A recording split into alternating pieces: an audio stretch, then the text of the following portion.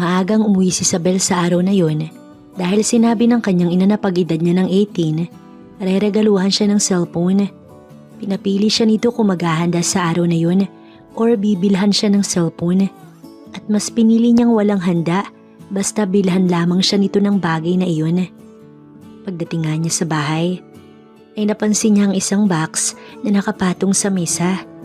Agad pinulot at nakitang cellphone nga ang laman nun. "Inay, sa akin po ba to?" Paninigurong tanong ni Isabel na hindi mapigilan ng kakaibang ngiti. "Oo anak, buksan mo at happy birthday na rin." Ngiti ng kanyang ina. "Salamat, Nay."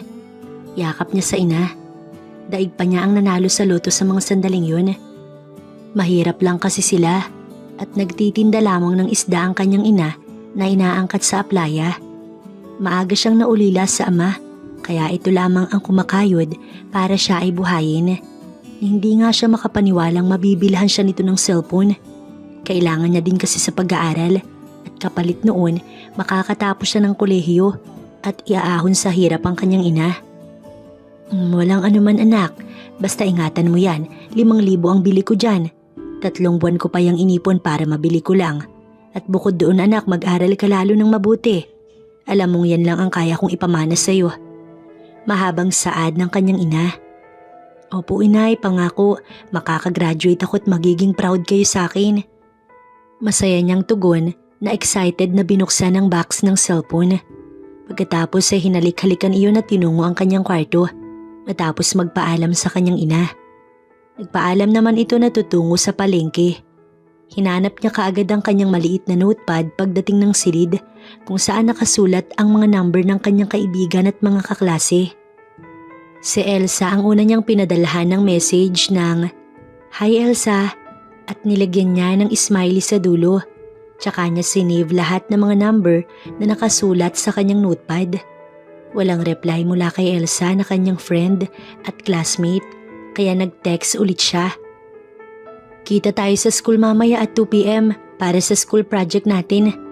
Matapos mag-message, itinabi niya ang kanyang cellphone tsaka naglaban ng kanyang hinubad na uniform. Hindi niya na kasi inaasa sa ina ang paglalaba at paglilinis ng bahay, maging pagluluto dahil kaya niya nang gawin yun. Alam naman niyang pagod ang ina sa pagtitinda sa palengke. Pagkatapos maglaba, naligo siya at nagbihis na rin. "Hello, meet up with me at 2 p.m. at Sakura Coffee Shop corner in Street Francis School Building."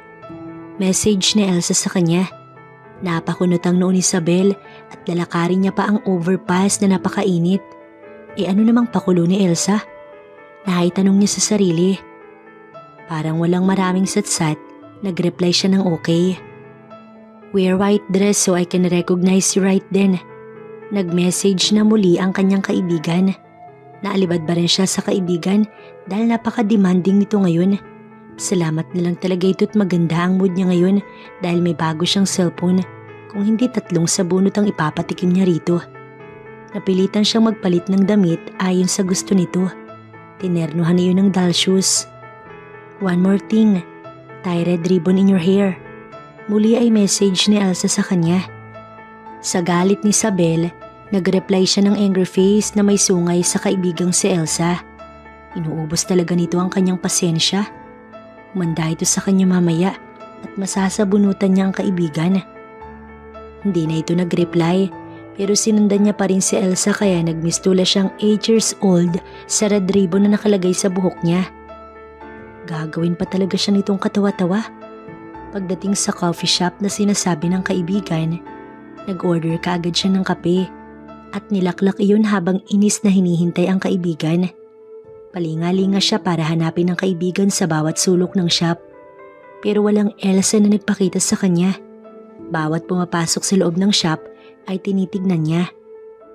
Hanggang sa kalahating oras na ang lumipas, kung kailan naman naiinip na siya, tsaka may narinig siyang nagsalita. "Hi." Isang gwapong nagsalita na nagpalingon kay Isabel. May magaganda itong ngiti. Labas ang pang-commercial ng ngipin. Maging ang dimple sa kanang pisngi. In short, ang gwapo ng lalaki na nasa kanyang harapan at sapat na iyon para mapakunot ang noo niya. Ang gwapo niya. Reak pa ng kanyang utak habang nakatitig sa estranghero. Pero hindi siya kirengking para mamilipit sa kilig. Nagpalinga-linga muna siya bago ibinalik sa lalaki ang tingin niya. Sa pagkakaupo, kailangan niya itong tingalain. "Anong kailangan mo?" Magalang niyang tanong. Tinawag niya itong kuya dahil obvious na mas matanda ito sa kanya. Tingin niya nasa 24 na ito at kung magkaganon, 6 years ang tanda nito sa kanya. Kaya tama lamang na kuya ang itawag niya sa lalaki. Hi, I'm Alex. Nice to meet you." Naglahad ito ng kamay na ikinatangan niya sa nakalahad nitong palad. "Ako nga pala ang kausap mo sa text kanina. Kaya kita nakilala dahil sa pulang ribbon na suot mo." Pahayag nito na walang paalam na umupo sa kanyang harapan habang ipinapakita ang inbox nito sa cellphone at naroon nga ang kanyang mensahe. Nanlaki ang kanyang mga mata na hinablot ang hawak nitong cellphone, tsaka pinakabusisi yun. Tsaka lang niya nakitang nagkamali siya sa huling number ni Elsa. Oh no, bulong niya na hiyang-hiya sa lalaki. Kaya pala kakaiba ang text nito kanina dahil hindi ito si Elsa. Galit na galit pa naman siya. Pero wait, bakit naman kasi hindi agad sinabi ng lalaking itong hindi ito si Elsa? Pinagbihis pa siya at pinaglagay ng ribbon. Sa madaling sabi, pinahirapan siya ng lalaking ito. Ang kapal ng muka. Nagmamadali niyang tinanggal ang ribbon sa buhok at saka itinapon. At walang imik na tumayo. "Hindi ikaw si Elsa. Pues, bye." Nagmamadali siyang tumalikod. Naiinis na hindi nagagalit si Isabel. Basta hindi niya maintindihan, para siyang napaglaruan. "Sandali lang miss, sayang naman ang effort kong pumunta dito. Pwede ba tayong maging magkaibigan? Hindi ako masamang tao.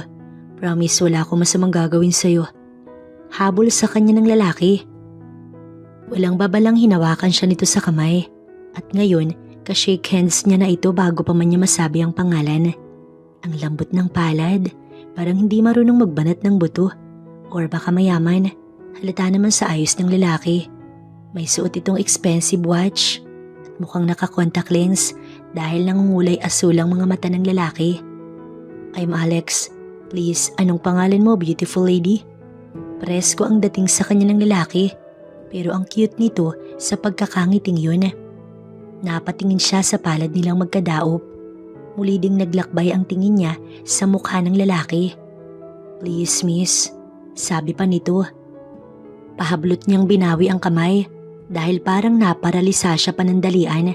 Kahit naman gwapo't mukhang mayaman ng lalaki, hindi niya ito type. Hindi sila bagay. Kung magkaka-BF man siya, gusto niya yung kaedad niya lamang.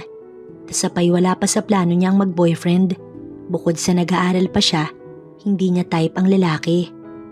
"Hindi ako interesado sa iyo kuya ha. Lubayan mo ang beauty ko." Tsaka siya tumalikod na malalaki ang hakbang na lumabas ng coffee shop. Hindi na siya nag-abala pang lingunin ito. Malalaki ang hakbang niya na tinungo ang sakayan. Kalaunan, may nag-text sa kanya nang tumunog yun. Look back. Message ng nagngangalang Alex. Sinundan pala siya nito't walang 1 metro ang layo sa kanya. Natakot siya't baka mapagsamantalahan siya. Kaya nagmamadali ang hakbang niya. Ang kaso'y bumilis din ang hakbang nito. "Lord save me."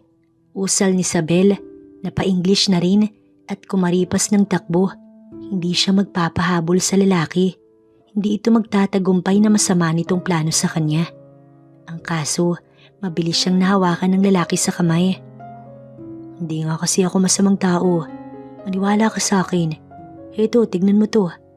Habang hawak ang kanyang kamay, may hinalungkat ito sa bag. Identification card na inaabot sa kanya. CEO pala ito ng isang hotel. Napalunok tuloy siya.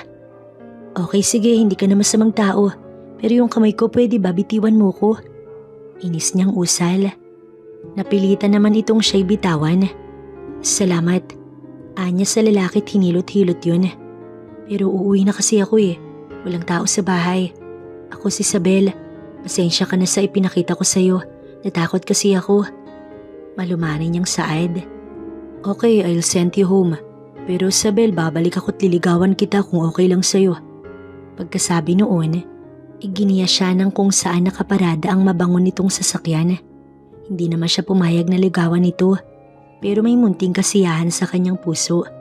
Nang ihatid siya sa bahay ng mamahaling kotse nito, pinagtinginan lang naman siya ng mga marites nilang kapitbahay. Bye Isabel, see you tomorrow. Kumuway pa ang lalakit na paatras ang kilay ng mga nakarinig. Siya'y hiyang-hiya na nagmamadaling pumasok sa loob na hindi na ito nilingon pa. Panay ang silip ni Isabel sa lalaking nakaupo sa mumurahin nilang sopa mula sa kanyang kwarto. Malik nga ang lalaki at may dalang flower at chocolate. Ang gwapo nito sa suot na red shirt na pinatungan ng brown coat. Kasalukuyan pa itong ini-interview ng butihin niyang ina na tila taga-media. Sibling hindi nito itinataboy ang lalaki. Samantalang nung isang araw, inihatid siya ng kanyang kaklase. Hindi man lang nito pinapasok ng bahay. Magaling talagang pumili ang kanyang ina.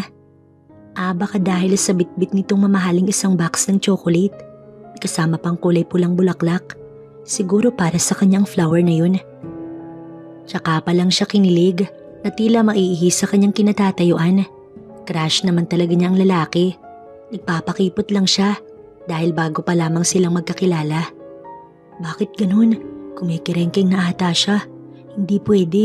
Tsak masisira ang future niya. Isabel, ano ba? Bilisan mo dyan. Sigaw ng ina mula sa kanilang munting sala. Anong gagawin ko? Naitanong niya sa sarili. Paano ba nalaman ng ugok na yun ang address niya? Noong una sa school siya pinupuntahan. Tapos ngayon, dinayo na siya nito sa bahay. Ayaw ba talaga nitong tantanan ng beauty niya? Isabel, ano ba? Galit na ang boses ng ina niya kaya mabilis na siyang lumabas ng kwarto at nagkunwaring naguunat na tila ba kagigising. Tiningnan pa siya ng masama ng ina dahil pinaghintay niya lang naman ng matagal ang lalaking gwapo. Tumayo na ang ina niya at tumalikod. Asikasuhin mong mabuti. Tsaka muli siyang sinulyapan bago sila iniwan. Hi Isabel, para sa'yo. Nakangiting bati agad sa kanya ng lalaki. Kasabay ang pag-abot ng bulaklak at chocolate. Salamat, kimi niyang tugon. Tinitigan siya ng lalaki habang nakangiti. Titig na para bang may paru-paro sa kanyang sikmura. Bakit parang ang charming yata ni Alex ngayon? Isabel, hindi na ako magpapaligoy-ligoy pa. Sabi nito at umusog sa kanyang kinauupuan. Yun bang halos magkadikit na sila? Napatayo siya bigla sa sinabi ng lalaki na mahal na siya nito. Ang bilis naman yata. Mahal agad? Ganun kabilis? Naku, paano ba siya maniniwala? Wala pang isang linggo simula nang magkita sila sa coffee shop. Teka lang Alex, ang bilis naman yata, baka nabibigla ka lang. Habang umiiwas sa lalaki wika niya. Seryoso ko Isabel, mahal kita. Umangat ang kamay nito at humaplos sa kanyang magkabilang braso. Habang tinititigan siya, si Isabel naman tulalang nakatitig kay Alex na hindi makapagsalita. Wala siyang makapangsabihin. Distracted siya sa mukha nito.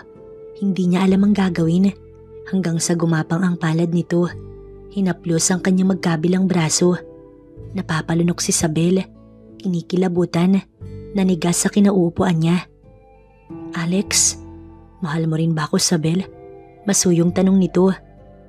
Nasa magkabilang pisngi niya ngayon ang palad ng lalaki. Ang bango-bango nito't kay sarap ding titigan ng gwapong mukha nito. Naramdaman na lang ni Isabel ang paglapat ng malambot at mainit na labi ni Alex sa labi niya nang walang pagtutol. Puno ng curiosity, napasingap siya, nanatiling awang ang labit hindi alam ang gagawin or itutugon. Nag-aalala siyang makita sila ng ina, pero gusto niya ang pakiramdam ng halik na una niyang natikman sa buo niyang buhay.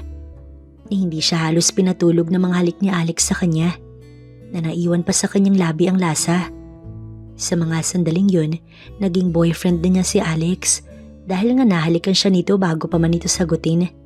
Mistula tuloy siyang nakalutang sa alapaap kinabukasan. Good morning. Bati ng nobyo nang sunduin siya sa umagang yun. Kinabig agad siya ng lalaki at siniil ng halik sa labi. Alex, baka makita tayo ni inay.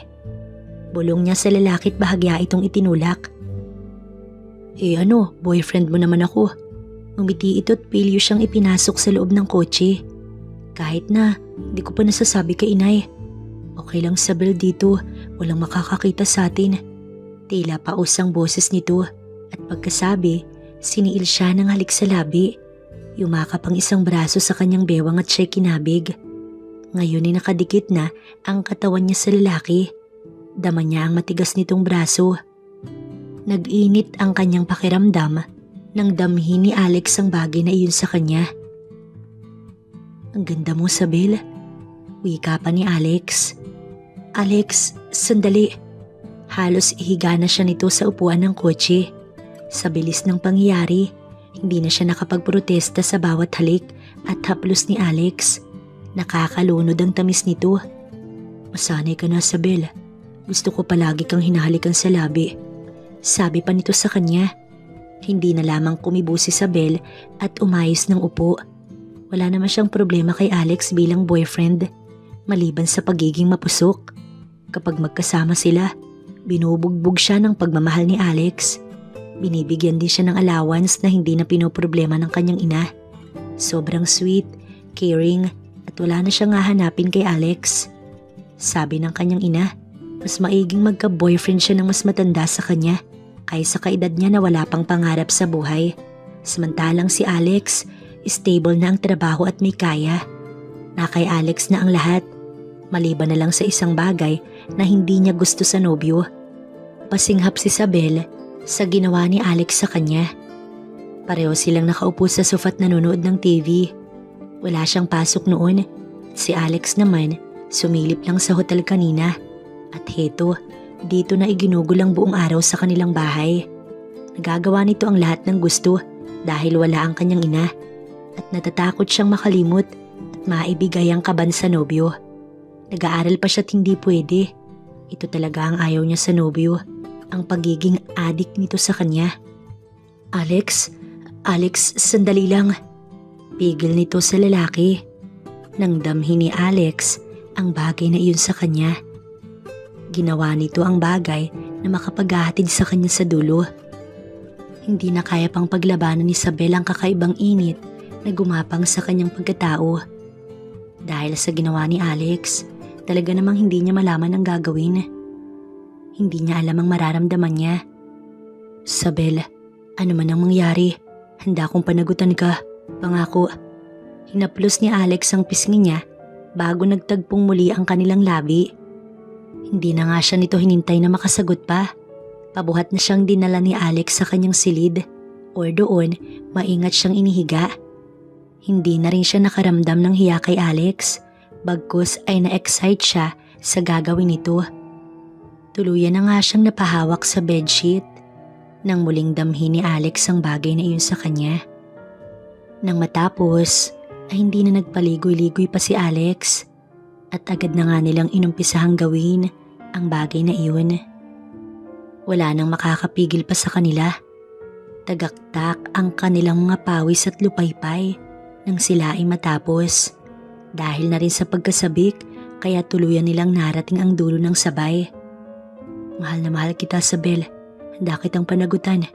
Pagkatapos nila ay wika nito. Alex, magagalit si inay kapag nalaman niya ito. Don't worry. Ako ang bahala sa inay mo, okay? Pinisil nito ang pisngi niya at muli siyang hinalikan sa labi. Bumangon na siya at paikaikang tinungo ang banyo upang magbihis at maglinis ng katawan. Tinanggal niya rin ang may markang dugo sa higaan habang si Alex pinagmamasdan lang siya. Anak, anong oras umuwi si Alex? Gabi habang kumakain sila ay tanong nito. Maaga, inay. Pagsisinungaling niya dahil kaalis lang ni Alex. Nagpa-deliver ito ng hapon na nilang mag-ina at umalis na. Ang sabi kasi ng kapitbahay ay kaaalis lang. Napakagatlabi si Sabel. Oo nga pala, bantay sarado siya ng mga kapitbahay. Simula kasi na magkaroon ng mayamang boyfriend, ay trending siya sa kanilang barangay. Pinagtitinginan siya kada lalabas ng bahay. Pinag-uusapan. Gayunman, hinahayaan niya lang basta masaya siya kay Alex. Sabi nga ni Elsa, narinig niyang baka nga daw hindi siya makagraduate at magbuntis na lang.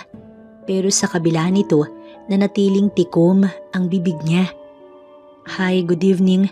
Text ni Alex. Pangalawang araw matapos may nangyari sa kanila. Hindi ito nakapunta kahapon dahil may lakad about business. Gabi na, patulog na sana ako. Reply niya rito. Busy ako maghapon. I have surprise for you, love. Wanna see it? Text nito na hindi nakatiis ay tumawag. Huwag mong sabihin pupunta ka pa dito. Bungad niya sa tawag ni Alex. Yeah, please, namiss kita, Sabel. Beside, maaga pa naman. Napatingin siya sa kadikit na kwarto ng ina. Mukhang tulog na ito. Miss na rin niya si Alex. 2 araw pa nga lang na hindi ito nakita. Parang mababaliw na siya kakaisip. Natatakot siya na baka pagkatapos ng lahat, kalimutan siya nito't iwanan. Okay Alex, hihintayin kita. Nang makitang patay na ang ilaw sa silid ng ina, ay sabi niya dito. Yes. Yun lang at nawala na si Alex sa kabilang linya. Bumangon siya at nagayos sa sarili. Nagsuklay at nagwisik ng kaunting pabango at saglit humarap sa salamin. Nang masigurong maganda na, at saka walang ingay na lumabas ng kwarto. Pasado 9:00 pa lang iyon pero dahil pagod ang kanyang ina sa trabaho, nakatulog agad ito. Maaga rin kung bumangon para magtinda ng isda. Hindi nagtagal, pumarada ang kotse ni Alex sa tapat ng bahay nila at nakangiting bumaba ng sasakyan. Dala ang mamahaling bulaklak. Malalaki ang hakbang na lumapit sa kanya. Nakangiti namang sinalubong ni Sabel ang lalaki. Agad siya nitong niyakap habang iniaabot ang bulaklak sa kanya. Tulog na si inay, halika tuloy ka. Marahan niyang binuksan ang pinto para pumasok ang nobyo. The reason why I'm here, Sabel, ay para mag-propose. Sabi nitong inilabas ang isang tarhitang nasa bulsa. Naglabas ng singsing at ipinakita sa kanya. Pakakasal ka ba sa akin? Tanong nito sa kanya. Alex, nag-aaral pa ako, baka magalit si inay. Kung bahala sa inay mo, kakausapin ko siya basta pumayag ka lang. Wala nang nagawa pa si Sabel kundi ang pumayag. At dahil nasa tamang edad na rin siya, pumayag ang kanyang ina. Lalo at boto ito kay Alex. Kahit ikinasal na sila ni Alex, nagpatuloy pa rin si Sabel sa kanyang pag-aaral. 1 taon na lang naman ang bubuin niya. Ang kaso nagdalang tao siya sa kauna-unahang anak nila ni Alex. Buntis ka? Galak nitong tanong sa kanya matapos ipakita ang kanyang piti. 2 buwan na iyon simula nang ikasal sila ni Alex. Oo Alex, sinabi ko na nga dyan sa asawa mo na magpatingin na sa doktor. Tugon ng kanyang ina. Sa araw na iyon, dumalaw ito sa kanila at nakiusap siyang dito na rin magpalipas ng gabi. Pagkatapos kasi nilang ikasal ni Alex, ay bumukod na sila ng tirahan. Ayaw naman itong pumisan sa kanila at ang tanging kasama nito sa bahay ngayon ay isang pamangkin. Thank you Sabel, magkakabibi na tayo. Yakap at hinahalikan siya nito. Nangingiti lamang ang kanyang ina na kalaunan nagtungo sa kusina upang maghain ng kanilang hapunan. Love, sure ka bang kaya mo pumasok sa school? Tanong ng kanyang asawa isang umaga. Suka siya ng suka at dinala siya ni Alex sa doktor. Pero pinauwi din dahil normal lang naman daw yun at ngayon ay nasa bahay na sila. Hindi ako pwedeng huminto Alex. Sayang ang taon. Kasalanan mo to eh. Binuntis mo ko. Nakasimangot si Sabel. Natawa naman ang kanyang asawa at lumapit sa kanya. Sa halip na sumagot, niyakap siya nito. I love you Sabel. Masuyong bulong sa kanya ng asawa at ibinaon ang muka sa leeg niya. Hinalikan siya doon habang ang kamay ni Alex ay humahaplo sa kanya. Sa ginawa ni Alex, iba yung kiliti na naman ang naramdaman niya. Nagsimulang magliyabang pakiramdam ng bawat isa. Naghinang ang kanilang mga labi hanggang sa simula ni Alex na ang kini ng asawa. Napuno ng ingay ang buong kwarto ng sandaling yun. Humihingal si Alex. Si Sabel naman, sinasabayan ito. Yakap nila ang isa't isa. Habang magkadikit ang mga labi at nagpapalitan ng mainit na halik. Walang mapagsidlan sa sobrang kaligayahan ng bawat isa nang marating ang dulo. Ngingiti-ngiti si Alex pagkatapos na pinatakan ng halik ang kanyang asawa. Pagod na pagod ito. Hindi maiwasan ni Alex na manggigil sa tuwing ito ay nakakatabi. Palagi siyang nagiinit at gustong-gusto itong inaangkin. Lumipas pa ang ilang buwan at tuluyan na ngang nanganak ang asawa sa araw pa mismo ng graduation nito. Matapos umakyat sa stage ang babae, biglang sumakit ang tiyan kaya dali-daling isinugod sa hospital. Hiyaw ng hiyaw si Sabel na hindi makapaniwala sa sobrang sakit. Pagdating sa hospital ay agad ipinasok sa delivery room ang babae. 6 na oras ang lumipas at idineklarang babae ang unang anak nila ni Alex. Napuno ng kaligayahan ang pagsasama nila ni Alex pagdating ng kanilang cute na baby girl. Pati ang inay niya, masaya rin sa pagkakaroon ng apo. Umuwi nga rin sa Pinas ang magulang ni Alex para lang makita ang kanilang anak. At tulad niya ng kanyang ina, tuwang-tuwa rin. Love, kumuha kaya ako ng makakasama mo sa bahay para hindi ka hirap sa gawain. Isang gabi habang nagpapatulog si Isabel sa baby nila, ay wika ni Alex. Ginabi ito sa office sa dami ng ginagawa. Alex, wag na, isa pa lang naman ang anak natin. Tugon naman Isabel. Oo nga no, dapat ba dagdagan natin? Pili yung ngumisi ang lalaki. Nagtaas baba ang mga mata at paslo na lumapit sa kanya. Napatingin siya sa asawa at kinabahan. Alex, huwag kang magbibiro. 1 buwan pa lang ang anak natin. Hindi na siya nito hinayaang magsalita at binusala ng labi nito ang kanyang labi. Alex, ano ba? Magigising si Alexa. Sinubukan niya itong pigilan. Pshh! Pigil sa kanya ni Alex. Wala na siyang nagawa nang tuluyang ihiga ni Alex sa tabi ng natutulog nilang anak. Sinikap na lamang niyang huwag maglikha ng ingay para naman hindi magising ang anak nilang mahimbing na natutulog.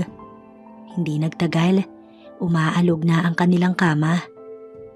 Kaya nga 6 na buwan pa lang ang panganay nila, buntis na naman siya na ikinatuwa naman ng kanyang asawa. Nang manganak siya ng pangalawang baby nila, ay magdadalawang taon pa lang halos si Alexa. Hindi naman siya nahirapang mag-alaga dahil bukod sa madalas sa bahay ang kanyang ina, kumuha ng 2 maid si Alex at isang yaya. Gustuhin man sana niyang magtrabaho, hindi siya pinayagan ng asawa.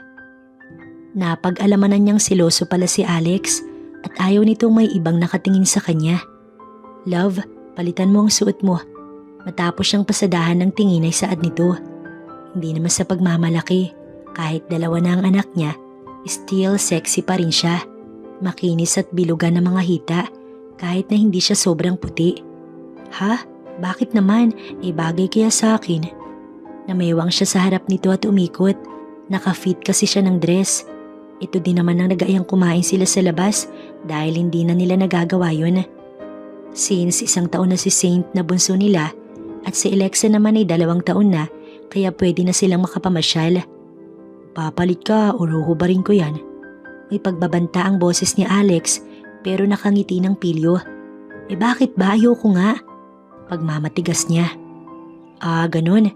Marahan itong lumapit sa kanya't nanunodyo. Ako lang dapat nakakakita sa sexy kong asawa, okay? Pagkasabi isinandal siya sa pader at siniil ng halik sa labi. Mapaghanap at nag-aarok. Yun bang hindi niya kayang tanggihan? Kaya napayakap siya sa asawa at hindi kalaunan gumaganti sa matamis at maalab nitong halik. Napapapikit na siya. Tangay na tangay siya sa ginagawa ng asawa. Kapwa nila nakalimutang sa labas dapat sila magdi-dinner dahil dito pa lang sa silid, busog na siya sa mga yakap at halik ng asawa. Nang dalhin siya ni Alex sa kama at marahang inihiga, ay na-excite na naman siya na tila bago silang mag-asawa. At doon ay pinagsaluhan na naman nila ang kanilang pagmamahalan. Kaya 1 buwan lang ang lumipas, naglilihi na naman si Isabel sa pangatlong anak nila ni Alex.